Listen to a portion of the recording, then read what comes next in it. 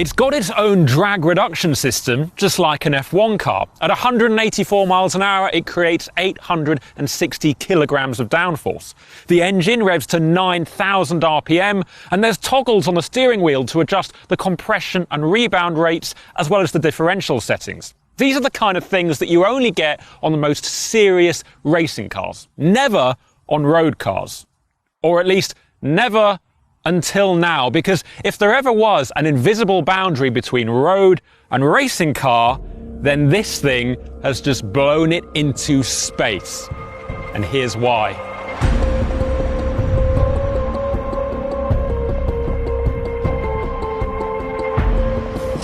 The 992 Porsche 911 GT3 RS is what you get when motorsport-obsessed engineers are allowed what appears to be almost free rein over an already serious road car. It makes 518 brake horsepower at 8,500 RPM and hits 62 miles an hour from a standstill in just 3.2 seconds. But these aren't the kind of things that set it apart from the already near-perfect GT3. No, the big story here is aero. Those wings, splitters, flicks and fins that interrupt the 911's svelte lines are all carefully honed and measured to do two things. The first is to keep the engine cool, and the second is to keep the car on the ground. A regular 911 has three smaller radiators at the front, whereas the GT3 RS has a single radiator, and that allows for two active front wings that direct air through the channeled wheel arches and work in synchronization with the huge rear wing.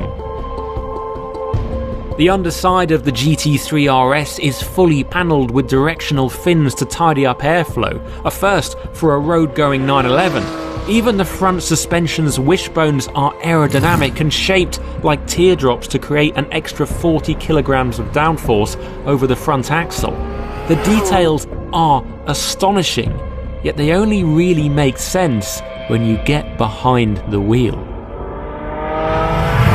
If you've ever got into an exceptionally well-crafted and well-sorted machine before, you will know that there's little telltale signs that the experience is going to be special. You don't need to be going fast, you just need to get in, and they're really obvious. And in this thing, there's hundreds. But I'll give you a few examples. For a start, the steering wheel. It is the perfect size and weight and feel in your hands. Also, the paddles behind. As part of the Visac pack, you get magnetic paddles, so every time you change up or down a gear, you get that really satisfying click. You also sat super low down. Any lower and I'll be on the deck. And also, that engine behind me, the flat six Porsche engine chuntering along. It sounds raw, it sounds visceral. And then you look out the wing mirrors and all you can see is rear wing. It is absolutely humongous. This is a Porsche track car, all right. Even before you start to accelerate with any real menace, all the signs are there. It's true that the GT3 RS has history on its side. Since it was first introduced on the 996, there's never been a bad generation or a flaw in the family tree. If Porsche decided to simply re-release a facelifted version of the previous gen, then nobody would complain. But as Porsche's director of GT cars Andreas Preuninger makes clear, the challenge is always to find ways of upping the ante. And remember, they've got to do that without adding something so sacrilegious as, for example, a turbo, because that's not the GT3 way.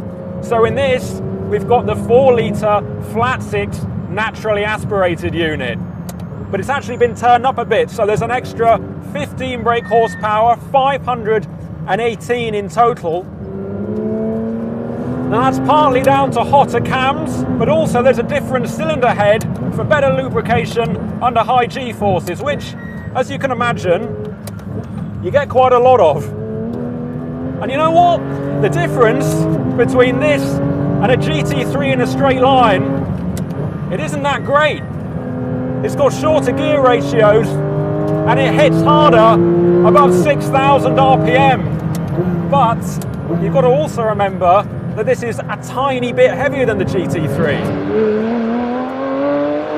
Just like in the GT3, this is an astonishing engine. The responses, the sound, everything about it is damn near perfect. But if you want straight line performance, if you're only concerned by acceleration figures, then believe it or not, as we sail past 100 miles an hour, this probably isn't the car for you, because it's about so much more than what it does when the road is straight, or rather the track is straight. That's because Porsche clearly realised that A, the GT3's engine is already magnificent, and B, any potential gains within emission regs and RS traditions were very, very limited.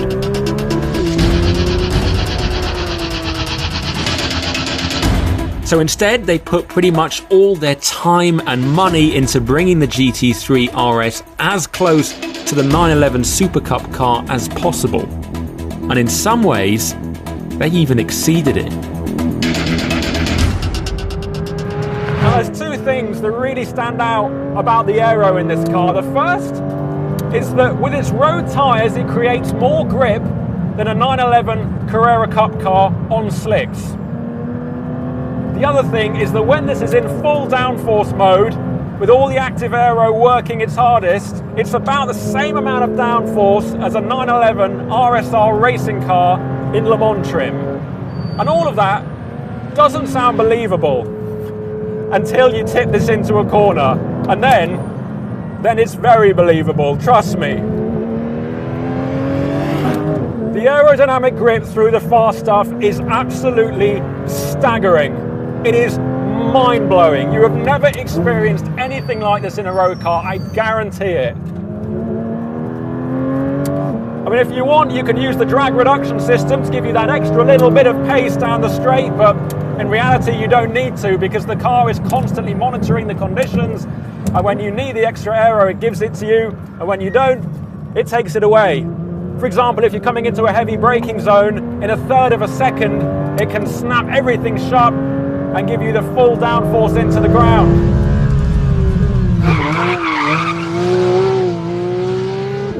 And of course, it sounds like total rubbish until you turn into a fast corner on a dry track, and then you start to understand that it's not. The aerodynamic grip in this is staggering. This is so planted, so stable, it's like nothing I've driven on a road car before. It almost feels like it's got its own natural traction control system because it's pushing the back down so heavily. If you told me right here, right now, that I've been teleported in this car to the planet Jupiter and somebody had turned the gravity levels up, then yeah, I believe them, because that is what it feels like. It's like a gravity cheat. The aero on the GT3 RS is mind-bogglingly effective, yet to put all of this car's performance increase down to airflow is doing the rest of the engineering a disservice. That's because the mechanical grip, especially noticeable at low speed where the aero isn't doing its thing, is also something to behold. Now of course the GT3 isn't exactly a softly sprung car, so the fact that this has 50% stiffer spring rates than the GT3 should tell you a lot. And as a result, when you go into a corner, there are certain things that you'll discover very quickly. The first is that you'll feel the sheer power of the carbon ceramic brakes. They're a £6,000 plus option, and they're 410mm at the front, 390mm at the back.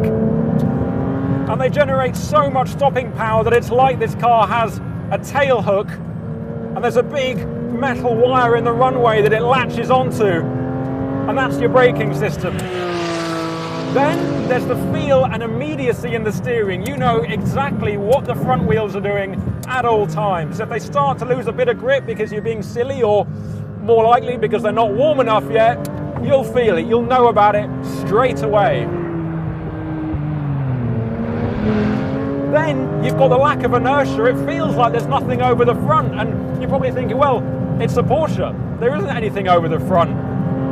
But there must be, because it still digs into the ground, it still bites those big front wheels in, and it turns in beautifully. There is bags and bags of grip. And when it does start to let go, it does it in a semi-friendly manner, so it doesn't just catch you out straight away. And no sooner have you begun to start computing all of that, is it time to get back on the power again, because remember, this is a 911 and traction coming out of corners, that's its speciality. And the great thing is with this car is that if you're not quite happy with any of the characteristics going into a corner or out of a corner, you can change how it handles, because on the steering wheel you can change things like the compression and the rebound rates in the dampers, which is pretty fancy. And it's really easy to use actually. All you do is you press the button down here and then you twiddle the little dial, and you can do that immediately. You've also got differential settings. So for example, if I'm coming into a fast corner, I want to make the coast more stable so I can really lean on it, but coming into a slower corner like the one we're about to go into now, you can dial it up so it's much more lively at the rear end, and you get that rotation. So fourth, third, second, there we go, there's the rotation, turn it in. Then back on the power, you can turn the diff up, so you either get more oversteer, or if you want some safe, sensible understeer. I mean, it's not really understeer, but it's whatever the Gt3 Rs equivalent to understeer is. It's almost like Porsche's toying with us. It's saying, we've made a brilliant car on track, but you can decide how brilliant you want it to be. And the clever thing is that no matter how you set it up, so you could go really silly with full stiff on the rear and full soft on the front, Porsche have made it so that it doesn't become a massive handful. You can play around with it, it does make a difference. There's 20% stiffness difference between the softest and the stiffest damper settings, but it's not so much that you'll kill yourself, which is nice.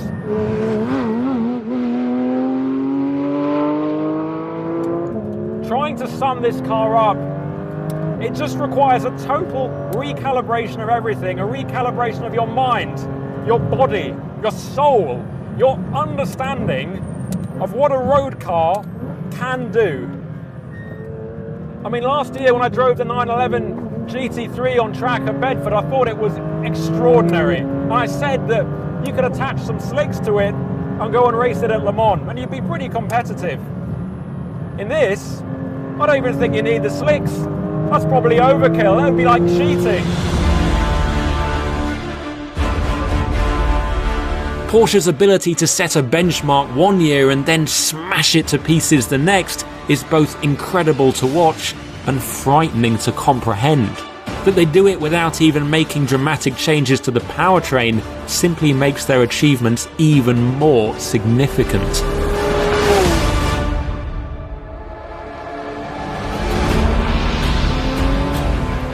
As always, the engineers have done an astounding job, but also a nod to Porsche's legal department, because somehow they've convinced all the governments around the world that this should be road legal. I mean, it's got Apple CarPlay, it's got a BIK tax ban, but you're not fooling me. This is a race car with number plates. And if that's to be the worst kept secret in the automotive world, then so be it. In a very long line of Porsche track cars, this has to be the ultimate. And that's saying something. That is saying something. Now if you'll excuse me, I'm going to do a few more laps, and hopefully my neck won't give way. Man, what a machine. What a machine.